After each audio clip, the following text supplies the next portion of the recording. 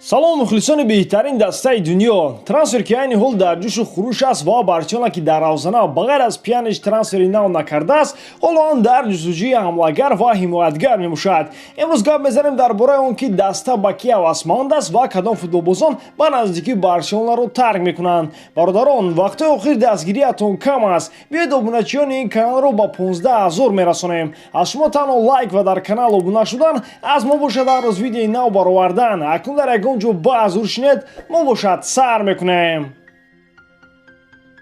хафбеки Барселона Артуро Видал мехоҳад ба зудӣ аз даста равад. бозингари 33 солаи чилигӣ барои тезтар ба Интер гузаштан намехоҳад ки компенсатсияи 6,5 миллион евро бигирад. қаблан хабар дода мешуд ки Видал бо Интер барои бастани шаҳрнома ба мувофиқа расидааст. маоши солонаи ӯ 6 миллион евро ҷамъи бонусҳоро ташкил медиҳад.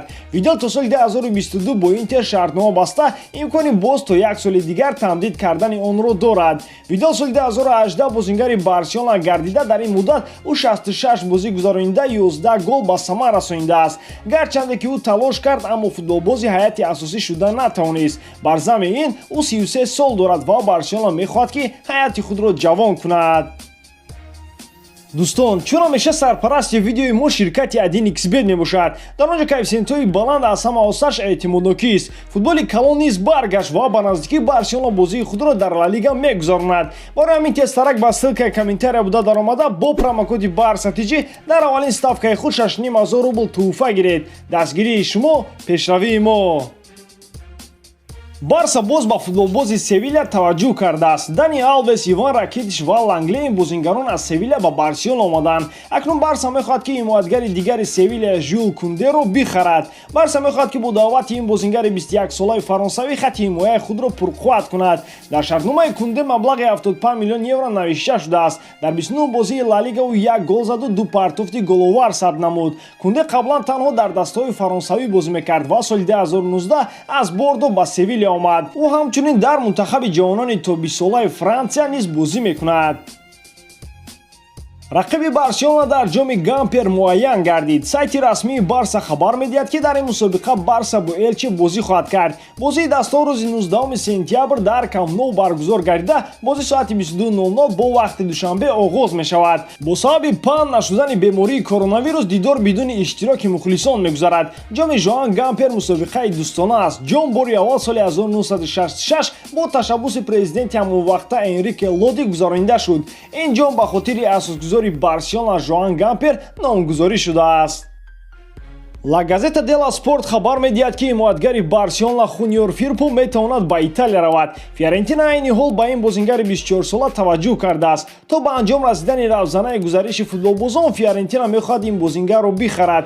Фиорентина омодааст ки 12 миллион евро пардохт кунад. Фирпо соли 2019 аз Бетис ба Барселона омада буд. ҳимоятгар бо Барса шартнома то соли 2024 ба имзо расонидааст. дар 17 бозии Ла Лига ӯ 1 гол зад ва 1 ассист дорад. ин яке аз он бозингароне аст ки Бартомео намедонад ки барои чӣ ӯро харидааст. вақте ки бозингар харида мешавад, бояд ба ӯ имконият диҳанд. аммо Фирпо на ба Валверде ва на ба Сетьен дар кор нашуд. акнун мебинем ки Куман низ ӯро намехоҳад. ҳамлагари Ливерпул Муҳаммад Салоҳ метавонад ба Барселона ояд. сармураббии нави Барса Роналд Куман ба Салоҳ таваҷҷӯҳ кардааст. инро яке аз дӯстони наздики Куман Шак Сварт гуфт ки аз соли 1956 то 1973 дар Аякс бозӣ мекард. собиқ ҳамлагари тими миллии Голландия мегӯяд ки Салоҳ низ мехоҳад ки ба Барселона равад. қаблан хабар дода мешуд ки намояндагони Садио Мане бо Барселона оиди гузариши ӯ ҳарф заданд. аммо Куман Салоҳро мехоҳад. футболбози мисрӣ аз соли 2017 дар Ливерпул аст. ӯ қаҳрамони Англия, Лигаи Чемпионҳо, Суперҷоми УЕФА ва ҷоми ҷаҳони бошгоҳҳо гардидааст. мавсими гузашта ӯ 48 бозӣ гузаронида 23 гол заду 13 ассист намуд. дар аввалин бозии мавсим ба Лидс 3 гол зад. шартномаи ӯ то соли 2023 амал мекунад. нархи ӯро Трансфермаркет 120 миллион евро арзёбӣ мекунад. албатта агар Салоҳ ба Барса гузарад, ӯ тимро қавӣ мекунад, вале мушкили асосии ин нархи бозингар аст. дар ҳамин шабу рӯз Барса наметавонад ки 120 миллион евро пардохт кунад. барои харидории ӯ Барса бояд якчанд бозингари худро фурӯшад. мо медонем ки харидҳои гарони қаблии барса чӣ гуна буданд ва ин номуваффақиятиро ба инобат гирифта метавонем бигӯем ки роҳбарияти барса дигар намехоҳанд ки риск кунанд.